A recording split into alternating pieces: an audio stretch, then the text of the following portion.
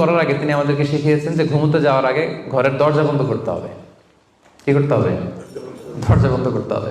এরপর তিনি শিখিয়েছেন যে বিছানায় যাবা, বিছানা ঝাড়তে হবে। বিছানা ঝাড়ার সুন্নাহ, বুঝতে পেরেছেন? পোকা থাকতে পারে, মাকড় থাকতে পারে, অনেক কিছু থাকতে পারে, বিছানা ঝাড়ার সুন্নাহ। এরপর রাসূল সাল্লাল্লাহু আলাইহি ওয়াসাল্লাম বলেছেন বাতি বন্ধ করার সুন্নাহ। এখন তো বাতি নেই, এখন লাইটের সুইচ আপনি অফ করবেন। তাহলে আগে আপনি দরজা জানালা বন্ধ করলেন, বিছানা ঝাড়লেন, এরপর বাতি বন্ধ করবেন, এরপরে তাওয়াক্কুলে যাবেন।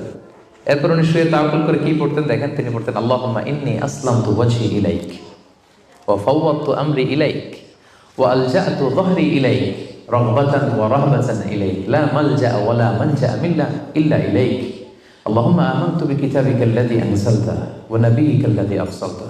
কত সুন্দর দোয়া যে হে আল্লাহ, আমি আমার চেহারাটা এখন আপনার দিকে ফেরালাম। আমি আমার নিজেকে, যেহেতু এখন আমি মরতে যাচ্ছি, ঘুম মানে কাইন্ড অফ ডেথ না, মৃত্যুর মতো, আমি তো মরতে যাচ্ছি,